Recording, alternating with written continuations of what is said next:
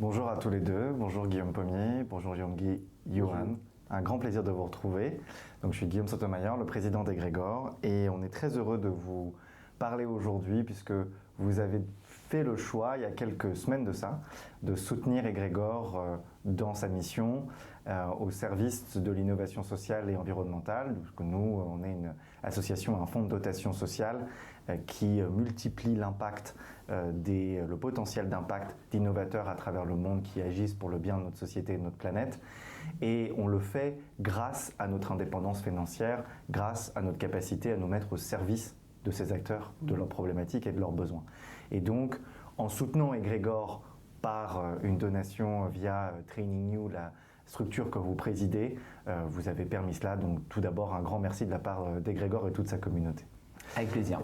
Et donc, on voulait aujourd'hui vous mettre en avant et puis aussi avoir un échange qui puisse mettre en valeur les proximités que vous avez pu rencontrer à la fois dans vos propres valeurs, dans vos propres parcours, mais aussi éventuellement dans les problématiques que rencontre ou qu'a rencontré Training You en tant que start-up, maintenant entreprise florissante, dans son évolution et dans son propre passage à l'échelle, puisqu'il s'agit bien de ça chez Egrégor, c'est d'essayer de faire en sorte que des structures utiles pour la société passent à l'échelle. Et donc, on voulait aussi faire un peu écho dans un univers qui est différent et que vous allez présenter, de savoir est-ce que vous aviez vous-même rencontré un peu ce type de problématique. Voilà un peu ce qu'on va aborder.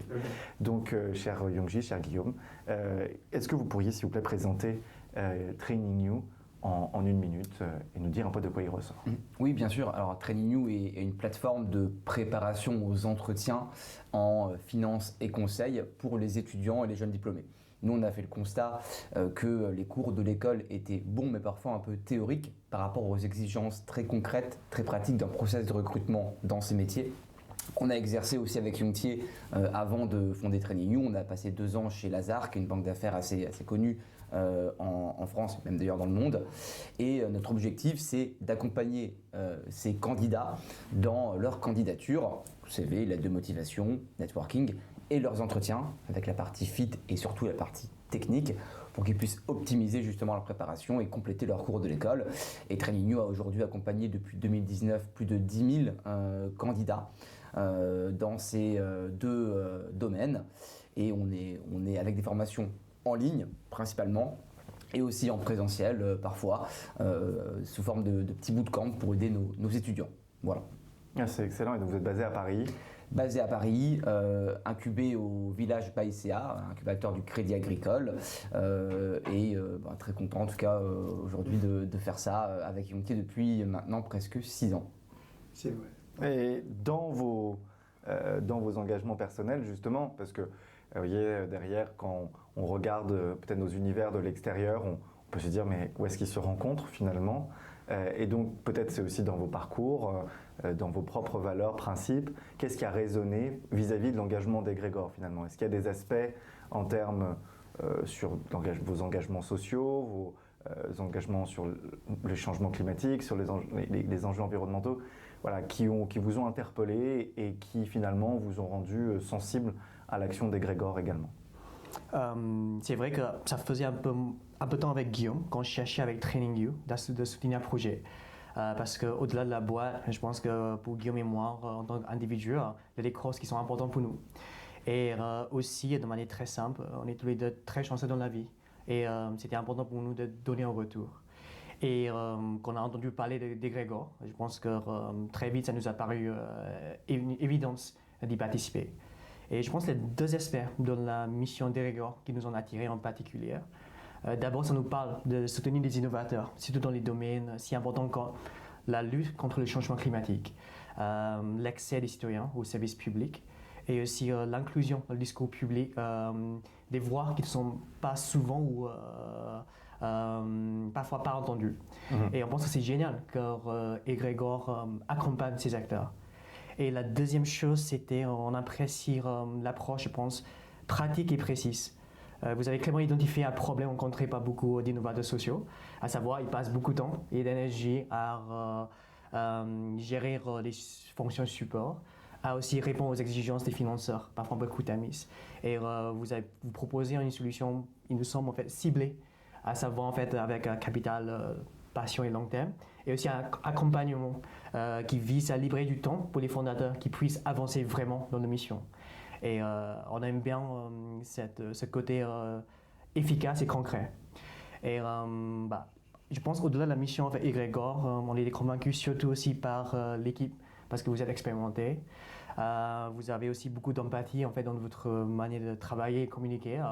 Et en vrai, ça fait du bien de voir en fait, l'énergie que vous avez pour changer des choses et l'optimisme que les choses peuvent changer. Je pense qu'on a besoin de ça.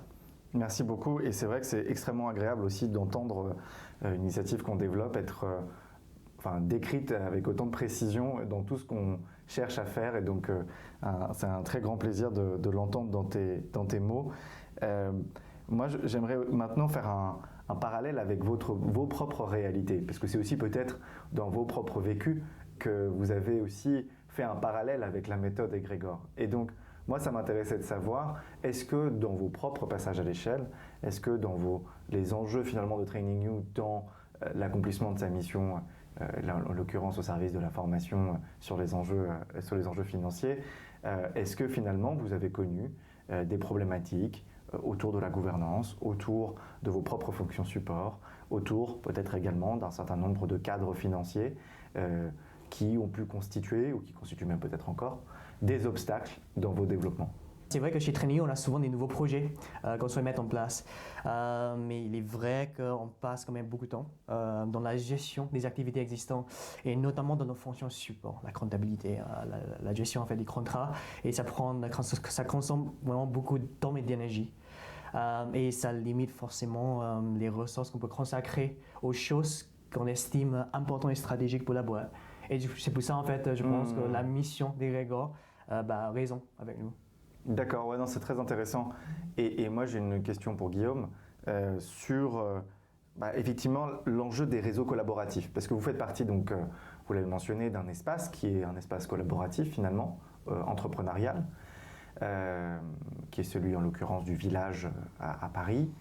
Et moi, ce qui m'intéressait, c'était de savoir, est-ce que vous voyez encore dans vos propres activités et même autour de l'activité d'Egregor, des potentiels inexplorés finalement autour justement de ces approches collaboratives. Est-ce qu'il y a une évolution souhaitée dans l'accompagnement également d'initiatives comme la vôtre ou comme la nôtre, que vous avez pu expérimenter, vous qui êtes des entrepreneurs désormais chevronnés?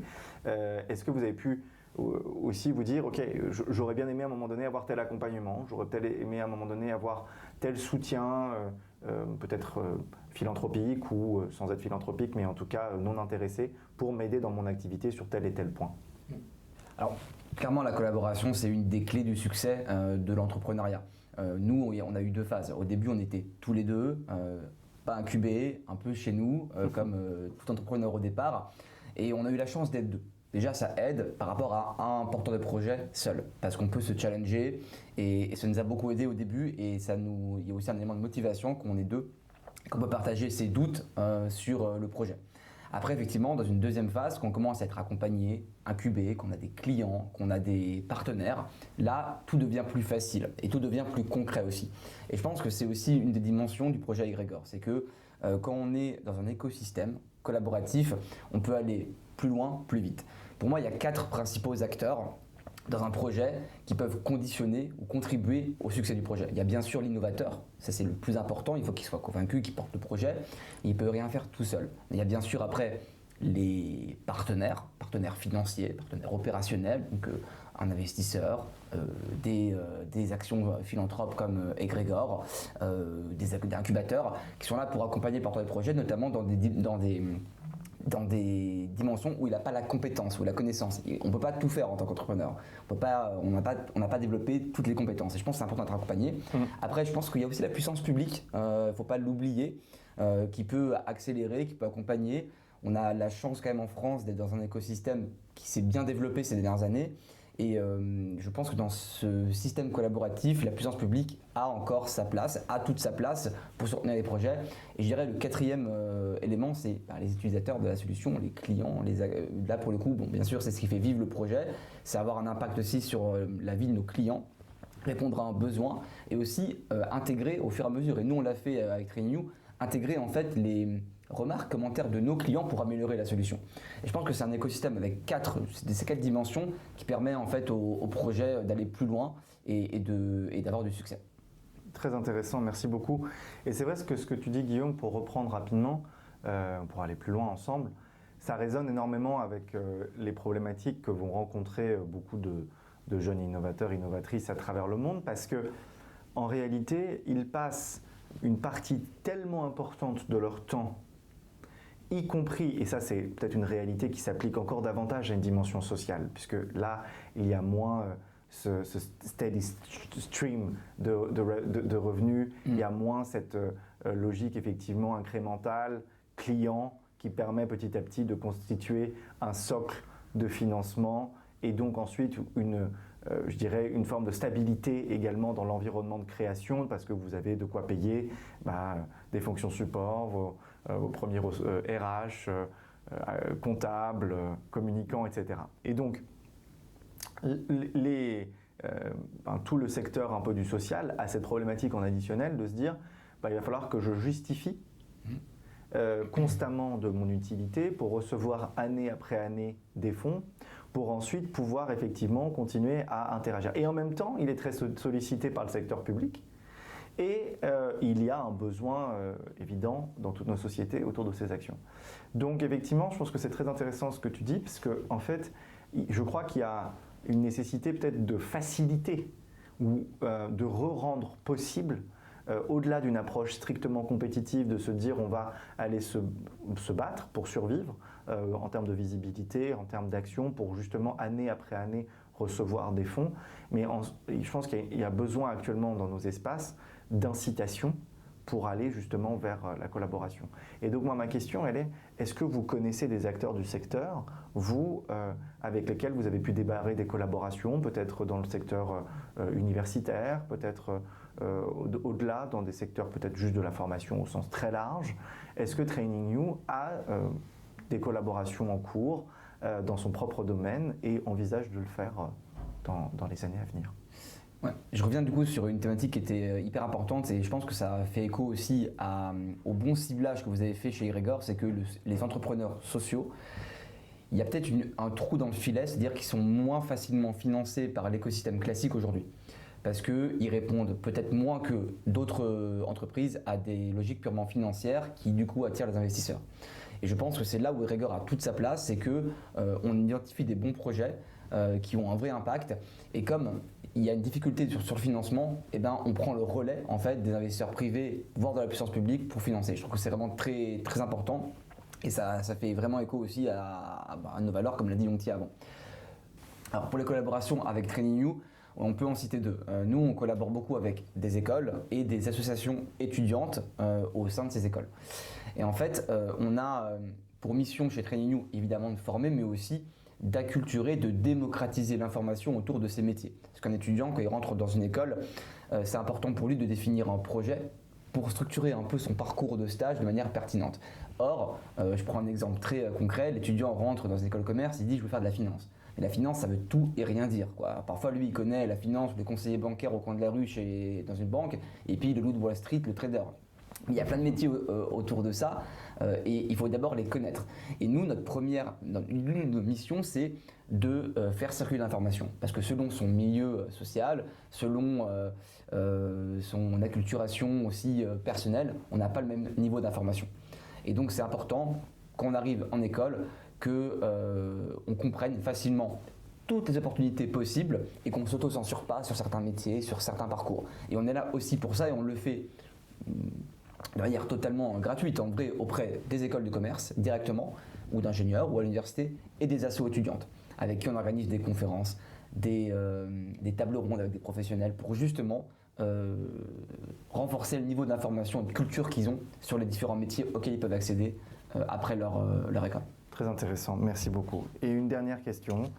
En tant que soutien d'Egregor, comment aimeriez-vous participer davantage à ce mouvement de transformation? Y a-t-il des domaines spécifiques où votre expérience, votre réseau pourrait contribuer au développement de notre écosystème? Déjà, en fait, je pense que Guillaume et moi, on est très heureux et fier de pouvoir faire partie en fait des Grégor. Je pense que les choses qu'on peut faire, d'abord, ça fait 5 ans qu'on travaille chez TrainingView, presque 6 maintenant, et je pense qu'il y a des bonnes pratiques. Peut-être on peut partager et des erreurs aussi à éviter parce qu'on en fait beaucoup. Et bon, ce sera pas mal si les innovateurs sociaux peuvent en fait éviter tout cela. Et deuxième chose, je pense que je pense on connaît un peu maintenant en fait, dans l'écosystème certains fonds d'investissement qui pourront être intéressants et intéressés par le projet d'Egrégor et des philanthropes. Et je pense que cette mise en relation, c'est quelque chose que si on peut le faire, on fera avec grand plaisir. Merci à vous deux, c'était un très grand plaisir d'échanger avec vous et puis je pense que de montrer aussi qu'il existe au-delà d'un certain nombre peut-être de préconçus, des coalitions d'actions, des rencontres qui peuvent se faire autour d'un partage de valeurs, de compréhension également de méthodes d'action, de vécus respectifs. Moi, j'ai commencé dans la recherche, sur le terrain, à travers différents pays en Afrique. Vous êtes dans un monde de la finance entre Paris, Londres, dans vos vécus, dans vos expériences et même dans d'autres pays. Et pourtant, on s'est rejoint autour, encore une fois, d'une volonté d'action via des chemins différents. Et je pense que ça a beaucoup de valeur. Et donc, un très grand merci pour votre confiance encore. Et puis à très bientôt. Merci. Merci.